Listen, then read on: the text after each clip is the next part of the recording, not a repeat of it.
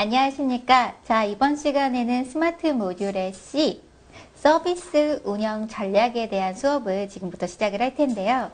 우리가 A, B, C라고 SMAT가 구성되어 있다면 A는 스키적인 부분, B는 그 스키적인 부분이 어떠한 프로세스 때문에 필요한지에 대한 내용이었다면 C는 그거에 대한 원론적인 이야기라고 좀 해주시면 될 것 같아요. 그래서 서비스에서 인사를 잘해야 되는 거, 인사하는 방법에 대해 설명한 게 A였고요. 인사를 잘하는 거가 어떤 프로세스 때 영향을 주는지를 설명을 했다면 서비스 C에서는 인사를 잘해야 되는 그 이유가 왜 필요한지에 대한 것들을 짚어보는 거여서요. 어떤 부분에서는 암기해야 되는 내용보다는 여러분들이 이해를 잘 하셔야지 문제를 풀 수 있는 게 나오는 게 스마트 모듈 C 서비스 운영 전략인 거고요. 저랑 같이 수업을 한 파트 한 파트 해보시면서 그거에 대한 부분을 같이 짚어보는 시작을 갖도록 하겠습니다. 그래서 스마트 모듈은요, 총 C는 5개 챕터로 마찬가지로 구성이 되어 있습니다. 그래서 서비스 산업에 대한 개론, 파트 2에서는 서비스 프로세스 설계 및 품질 관리, 파트 3에서는 서비스 공급 및 수요 관리, 파트 4에서는 서비스 인적 자원 관리, 그리고 마지막 챕터에서는 고객 만족 경영 전략으로 이렇게 5개 파트가 되어 있고요. 그 중에 첫 번째 파트인 서비스 산업 개론이라는 부분을 같이 짚어볼게요. 그래서 서비스라는 게 무엇이고 서비스 산업이라는 거가 어떻게 형성이 되어 있는 거며 현재 우리가 알고 있는 제조업과 서비스 산업이 어떠한 차이점을 갖고 있는지에 대한 부분을 짚어보는 게 파트 1의 서비스 산업 개론이다라고 이해하시면서요. 그러면 챕터 1 서비스 산업이라는 것 자체를 한번 이해해 보도록 할게요. 서비스 산업이라는 거, 서비스라는 건 뭐였나요? 여러분들 우리가 전 파트 B에서도 같이 이야기했지만 서비스라는 거는 다른 사람들의 편의나 이런 부분을 도움을 주는 거잖아요. 그러면 그 서비스 산업이 현재 우리 지금 산업에서 굉장히 많이 발달이 되고 있는 이유는 바로 우리가 갖고 있는 기본적인 제조업에 대한 한계 때문이라는 거죠. 그럼 제조업의 한계가 어떤 부분들이 있을까요? 첫 번째, 구매력이라고 하는데요. 제품이 진짜 좋아요. 우리 막 노트북을 샀어요. 노트북 진짜 너무너무 좋은 핸드폰 노트북이에요. 그럼 또 사나요? 안 사죠. 그럼 다음번 구매하는 타이밍은 언제예요? 현재 쓰고 있는 노트북이 고장이 났을 때 다음번을 구매하잖아요. 근데 회사 입장에서는 성능이 점점 좋아지니까 이게 문제예요, 이게 문제예요 얘기하니까 노트북이 고장이 잘 안 나는 거예요. 고장이 나도 AS가 점점 더 잘 되고 있으면 고객 입장에서는 추가 구입이 안 되겠죠? 그럼 추가 구입에 대한 구매력이 한계가 오면 기업 입장에서는 수익이 멈춰버린다는 구매력의 문제점. 두 번째는 경쟁의 심화라고 해서요. 처음에 우리나라의 노트북이라는 거를 만들었을 때는요, 그 회사만 있었어요. 근데 기술이 발전하게 되면서 A라는 회사, B라는 회사, C라는 회사들이 다 노트북을 만들 수 있기 때문에 기술의 경제 점점 뭐가 돼요? 똑같은 제품을 만들어내는 사람들이 많아지게 된 거죠. 세 번째, 마진의 감소.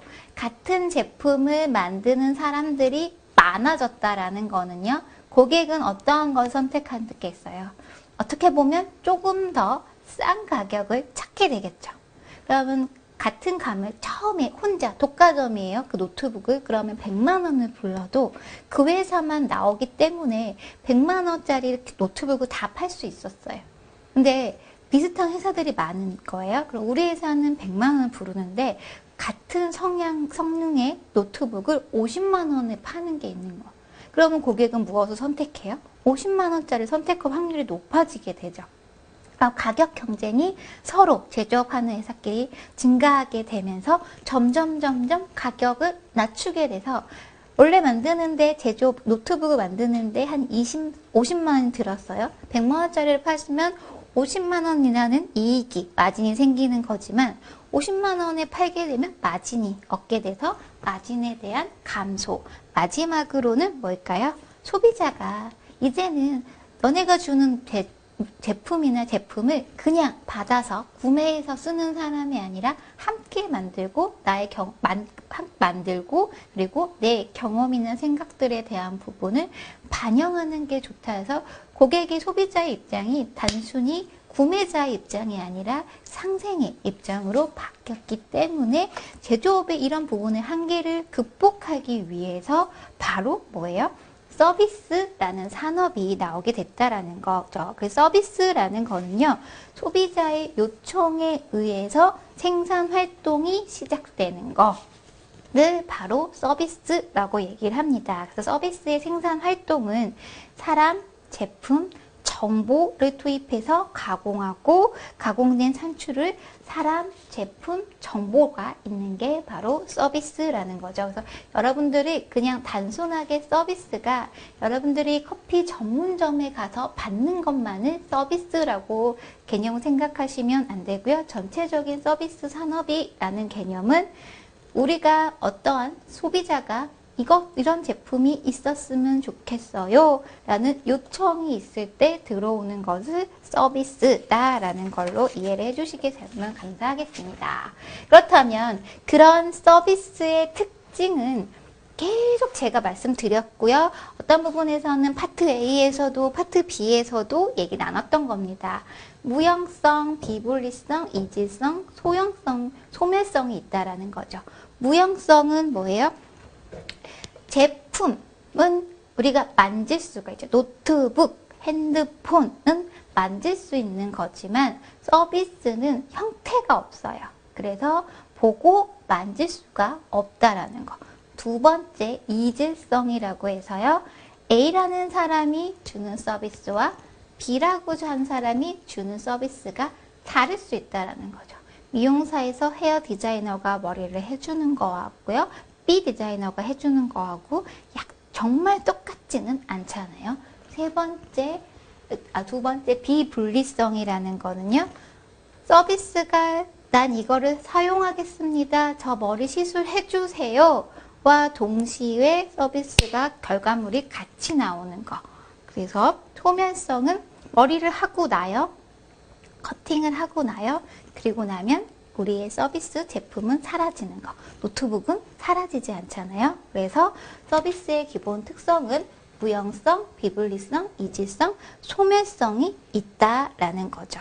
그러면 이것들에 대해서 무형성에 대한 부분을 보고 만질 수가 없기 때문에 어떤 식으로 대응을 해줘야 될까요?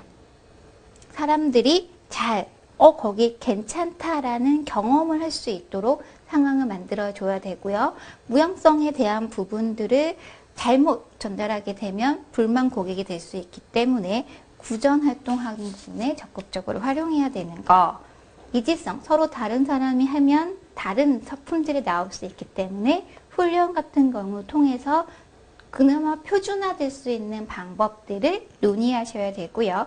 비분리성, 경험과 동시에 끝나는 거기 때문에 고객에 대한 부분을 철저하게 잘 관리하셔야 되고요.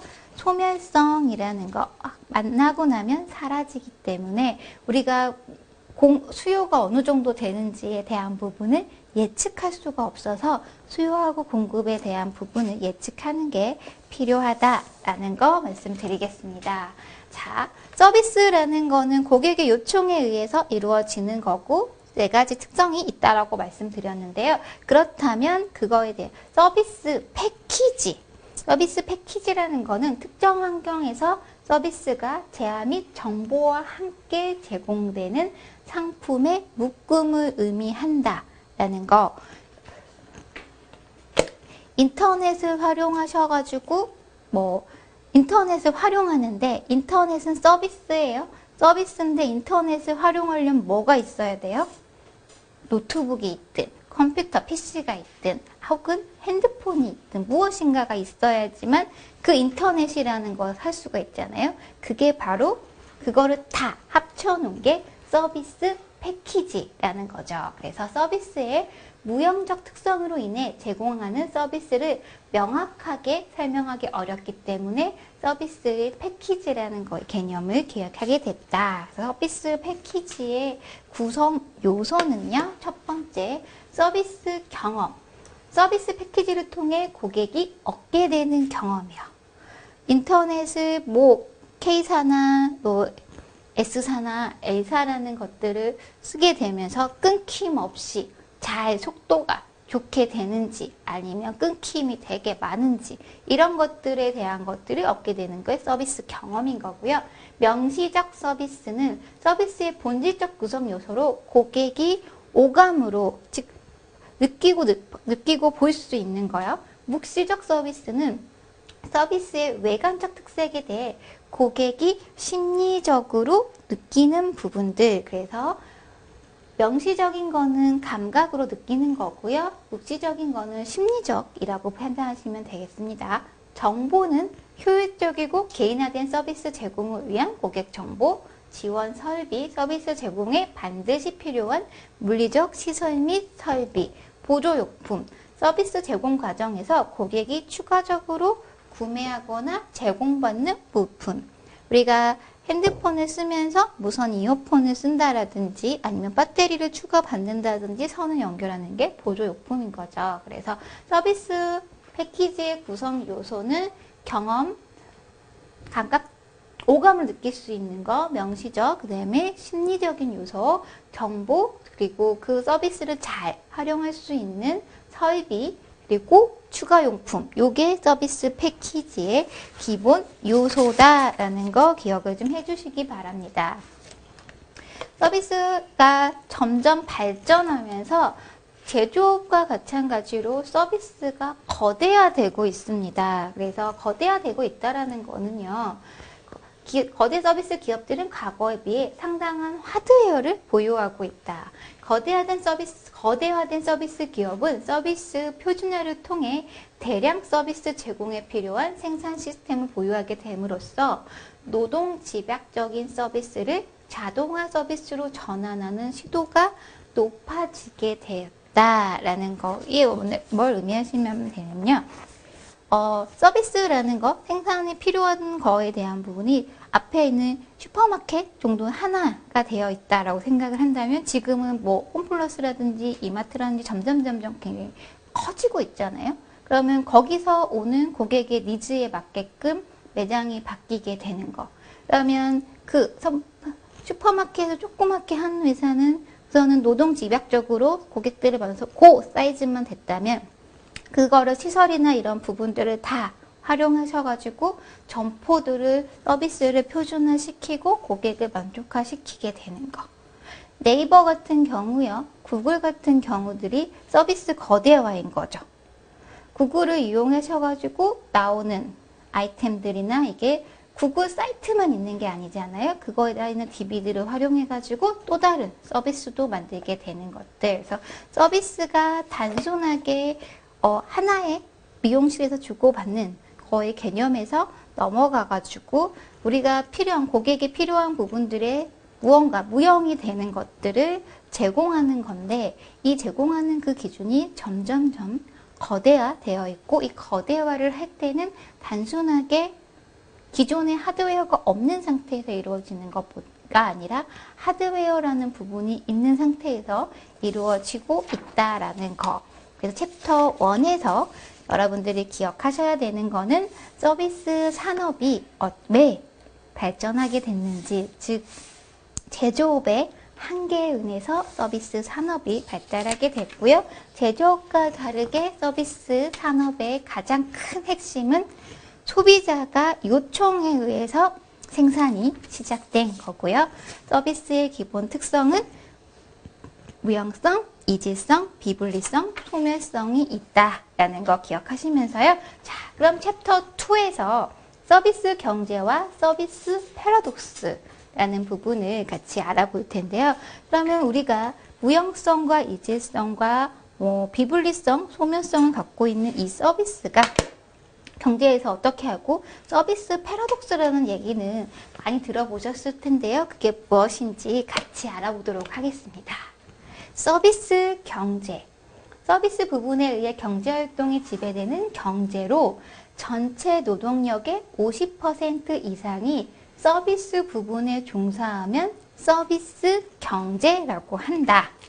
그러니까 지식정보 산업이다 뭐 이런 개념일 수도 있는데요. 물건을 만들어내는 거에마가 아니라 물건은 서비스가 어떠한 고객의 요청에 의해서 혹은 사람과 사람 간에 관련된 부분에서 일을 하는 산업이 더 많아졌을 때 그것을 서비스 경제라고 얘기를 하는데, 서비스 경제에 대한 부분이 나오게 되는 거는 우리가 제조업의 한계에 대해서 이야기 나눴던 것처럼요.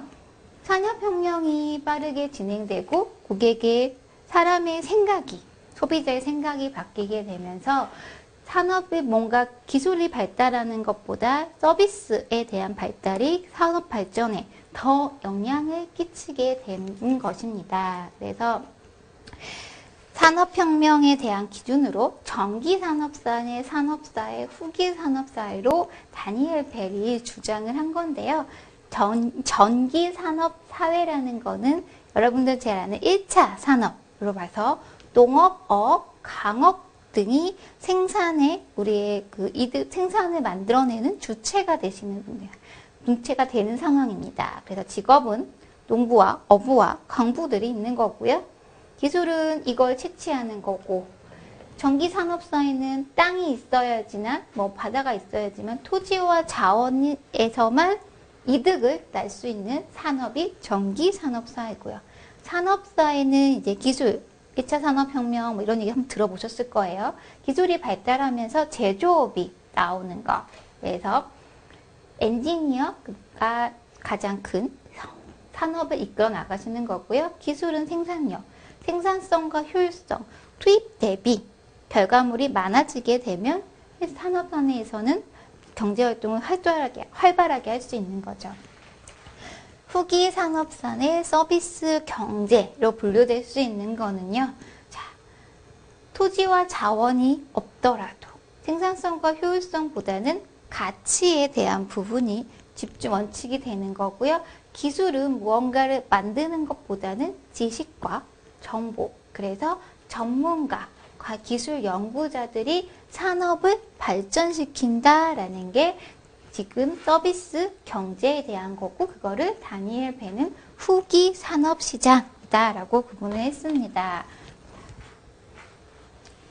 서비스 산업이 이제 발달하게 되면서요, 뭐가 생겼어요? 서비스 패러독스라는 거. 서비스 경제의 발달, 경제적 풍요, 기술의 발달로 양적으로는 질적으로 더 높은 수준의 서비스를 대량으로 공급받음에도 불구하고 소비자들이 체감하는 서비스 품질은 하락하는 현상. 우리가 지금 현재 4G, 5G가 나왔어요. 5G에 대해서 여러 가지 얘기들이 많이 있죠. 끊김 현상이 있다. 속도가 그만큼 나지 않는다. 예전에, 아주 한참 전에 인터넷이라는 게 없을 때는 5G의 속도에 대한 부분은 전혀 생각하지 못했기 때문에 물리적으로 전화 통신을 하지 않더라도 문서를 받을 수 있는 인터넷이라는 개념이 있다라는 거, 서비스가 있다라는 것만으로도 만족도가 생겼다면, 지금 현재는 속도가 얼마나 빠르냐, 이게 더 중요하게 된 거잖아요. 그래서 그게 바로 서비스 패러독스라는 거죠. 너무 좋은 것들을 많이 받다 보니까 고객들은 더 눈높이가 높아졌다라는 게 서비스 패러독스입니다. 서비스 패러독스의 발생 원인은 기대 측면에서, 기대 수준의 상승으로 고객 입장에서 당연한 절차로 여기는 현상이 증가한 거죠. 제가 오늘 강의 들어오기 전에 봤던 기사 중에 하나인데, 우리가 카페 같은 데 가가지고요, 콘센트가 있는 것들이 요즘은 너무 당연하게 봤잖아요. 그래서 스타벅스 브랜드 같은 경우에 콘센트들을 굉장히 많이 카페에서 공부하거나 일하는 사람들을 위해서 많이 해놨어요. 그래서 기본적으로 우리가 갖고 있는 거는 스타벅스에 가면 노트북을 들고 콘센트를 꽂고 일을 하는 거에 대한 거를 기대를 하고 있고 당연하게 여기고 있는데 점점 콘센트가 없는 스벅이 많이 생기고 있대요. 그래서 기대 측면에서 당연하게 나는 노트북에 가면 콘센트가 있어야 돼가 당연한 사람 입장에서는 그게 불만이 되는 거고 그게 서비스 패러독스가 되겠죠. 성과적인 측면에서 서비스 기계와 서비스 획일화. 일선 직원 확보의 악순환 서비스 인간성 상실이라고 해가지고요. 서비스가 이제 기계화되면서 고객 직원의 어려움, 셀프 서비스 같은 것들, 맥도날드나 이마트에서 셀프로 결제하거나 주문하게 되는 것들로 인해서 고객들이 직원과 이용하지 않으면서 불만이 조금 생길 수 있다라는 거. 표준화된 서비스들을 개별하게 되면서 나만 좀 특별했으면 좋겠다라는 고객의 욕구를 만족시키지 못하게 될 수 있다라는 거고요. 자, 그러면 서비스 패러독스에 대한 이 부분들을 극복 방안을 하기 위해선 뭐 해야 될까요? 우선 첫 번째는 기대 수준을 관리를 해야 되겠죠. 고객이 현재 우리 제품, 우리 서비스에 원하는 수준은 어느 정도인지에 대해서 거기에 맞는 제공을 하고요.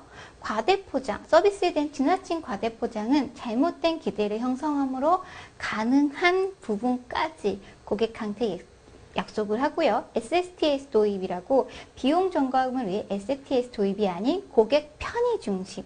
어떻게 하면 싸게 할까가 아니라 어떻게 하면 고객 입장에서 품질관리, 서비스 품질관리를 할 수 있을까에 대한 거. 고객 학습. 자동화와 기계화 도입 시 고객에게 적절한 학습을 제공. 자동화된 서비스를 사용할 때 필요한 지식과 역량을 위한 지원 제공. 우리가 코레일에서 기차표로 예매할 때 우리 젊은 분들은 어플을 이용해갖고 기차표 예매하는 거 굉장히 쉽게 하고 있는데 어르신 시니어 분들 중에서는 어플을 이용해갖고 구매하는 것 자체를 어렵게 생각하시는 분들이 계시거든요. 근데 모든 판매 창구들을 다 없애놓은 상태에서 코레일 기차표는 어플로 혹은 인터넷으로만 구매 가능합니다 라고 해버리게 되면 고객들은 본인들 서비스에서 힘든 부분 나올 수 있어서 고객 학습을 어떻게 하면 인터넷에서 잘 구매할 수 있는지에 대한 것들이 나와 있어서 여러분들이 어떠한 사이트 가게 되면 매뉴얼에 대한 내용들이 나온 게 고객 학습의 개념인 거고요. 사회적인 기능, 서비스 제공 과정의 기능적 측면과 함께 사회적인 편익에 대한 부분들도 같이 고려를 해주시는 게 서비스 패러독스에 대한 거를 극복할 수 있는 방안이다. 그래서 서비스 패러독스 해결을 위한 서비스에 대한 제 인식은 서비스의 첫 번째 S는 sincerity, speed, smile. 성의 있고 신속하고 미소가 있어야 하고요. 에너지, 활기찬 에너지가 넘겨져야 되고요. 레볼루션, 혁신적이고 신선해야 됩니다. 그래서 왜 서비스 패러독스에서 우리나라는 아직 들어오지 않지만 우리가 빅데이터나 이런 거 이용해 가지고요. 아마존 고 가보면 우리가 기본적으로 물건을 사면 어떻게 해요? 물건을 사서 캐시어 앞에 가가지고 바코드 찍고 결제하고 나오잖아요. 근데 아마존 고 같은 경우는 어플을 깔고요. 여러분들이 그 매장에 들어가게 되면 들어가서 거기에는 아무도 없어요. 캐셔도 없고요. 판매대도 없습니다. 들어가는 순간 당신은 입장했습니다. 라는 걸 알게 되고요. 거기서 필요한 물품을 여러분들이 가지고 나오면 알아서 어플 상황에서 결제가 끝나버리거든요. 그런 식으로 뭔가 조금 더 다른 사람들과 차별화된 혁신적인 시스템을 만들어야 되는 거고, 밸류, 거래하는 양자에게 모두가 가치가 있는 거예요. 모든 거를 기계화시킨다는 거는 좋은 거일 수도 있지만 나쁜 거일 수도 있는 거거든요. 그러니까 고객 입장에서 혹은 공급자 입장에서 어떠한 부분이 가장 가치 있는가를 생각하고 접근해야 된다는 거. I, impressive. 고객에게 기쁨과 감동을 제공할 수 있어야 서비스라 할 수 있다. 그냥 어떻게 하면 우리가 빠르게 할 수 있을까? 신속하게 할 수 있을까? 비용을 절감할 수 있을까?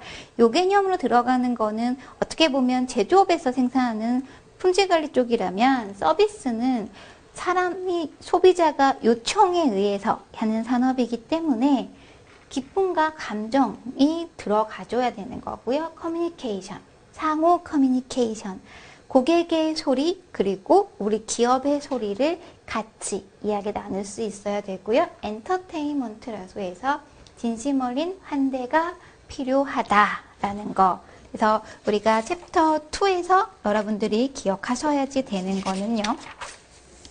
서비스 경제라는 거가 무엇인지, 제조업이 아니라 서비스 산업, 사람이 이끌어 나가는 것들에 대한 것을 같이 창조를 하는 거가 사회의 지식의 경제를 발전시키는데 50% 이상을 차지하는 게 서비스 경제이고, 서비스 경제가 점점 거대화되면서 서비스 패러독스라는 게 나왔다는 거.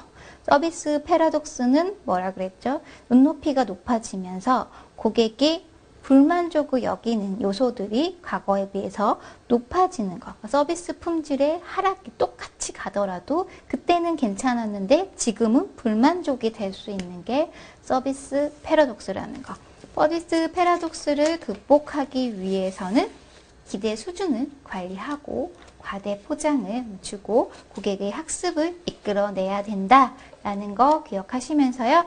챕터 1과 챕터 2에서 여러분들이 배운 내용은 서비스란 산업이 무엇이고 서비스 산업이 갖고 있는 특성에 대한 부분을 짚어봤습니다. 자, 다음 시간에는 거기에 대한 조금 더 구체적인 서비스에 대한 파트를 이해하면서 이번 강의를 여기도록 하겠습니다. 감사합니다.